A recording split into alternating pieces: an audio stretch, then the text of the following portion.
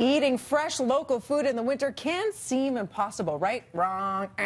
Our good friend Mairlyn Smith is here to show us how we can eat local greenhouse fruits and veg in the smack dab dead of winter as we are right now. Good morning, Mayor. Good morning. This makes me happy. Oh, you know, it makes me really happy too, because I am such a big supporter of locally grown anything. Yeah. And I even wrote a book called Homegrown with my Ontario Home Economist Association. Bestseller. And because I want to support local farmers. And so about 5 years ago, I went on a greenhouse tour, and we saw how they grew cucumbers in the greenhouse. And in the Ontario greenhouse community, they have so many different kinds of produce. So right now, they grow cucumbers all year round.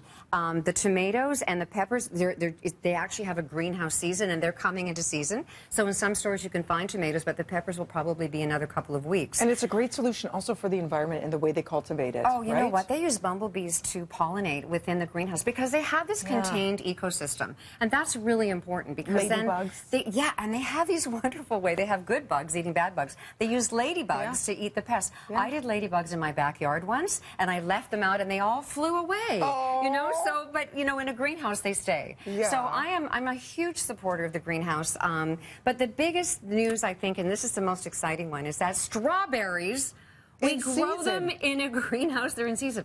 I was in Sobeys a couple of weeks ago, and I was like, what the heck? What is it? Yes, berries. Yeah, I believe. Oh my God, product of Canada. They're not imported from Timbuktu. They are not imported from Timbuktu. And you know what? When you open them up, smell.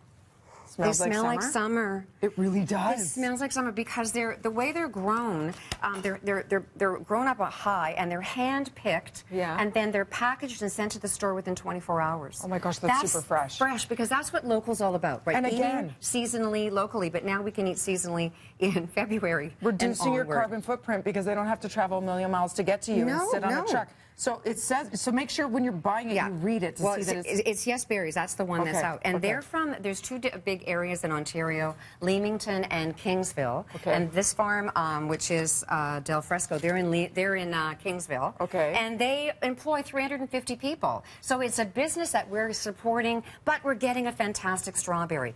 They taste so sweet, Dina. Local economy. Oh my gosh, Can I try one, Mary? And please eat one. Any of the recipes that I'm going to show you, you can get at producemadesimple.ca. But look, I know 1 cup, one cup minus one is 50 calories, but 4 grams of fiber. I am the fiber queen.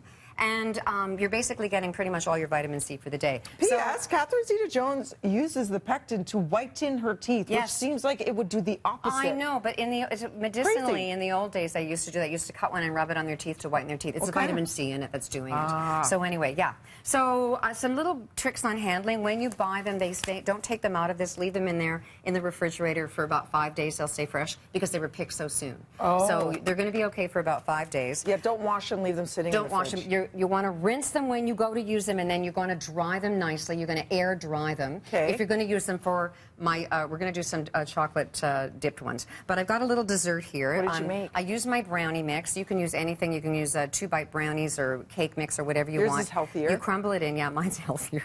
Everything I make is Which is great, though. And then we're going to add some of the diced strawberries. This is so simple for Valentine's Day. And then my little tip, instead of using whipping cream, and not to slag it, but I used zero-fat Greek yogurt, and I sweetened it with a little bit of stevia. I use stevia and it tastes wonderful, and you put some toppers on, and if you want to see how to do the chocolate, do we have time to show one chocolate? Oh my gosh, we're running out of time, but she has a trick, because here's the trick. It's a lot of money to buy the chocolate-dipped strawberries at the store. Yeah, and you know, they're beautiful green. Keep the green on. They have to be totally dry, and then you spoon the chocolate on. You don't actually dip them in. Oh, why? Because, well, I think you get better coverage, to be honest, unless you have a huge pot, and let it kind of drain a little teeny bit, and then put it on some wax paper, and there you go for Valentine's Day. Fresh Ontario strawberries. Oh my gosh, it's stunning. And do not, if they're wet, you're going to seize up the chocolate. You'll wreck the whole chocolate, and you will hate me. That's why I said they have to be totally dry. You are our Valentine. I'm totally dry. Sometimes my jokes are so dry. Here. Okay, for more information, everybody, breakfasttelevision.ca or producemadesimple.ca has got all the recipes. I love you, Mary. I love you too. Happy Valentine's Day. Be my Valentine for life. Okay, I'll tell Alex. Okay, good. Okay. Right now, over to Mel.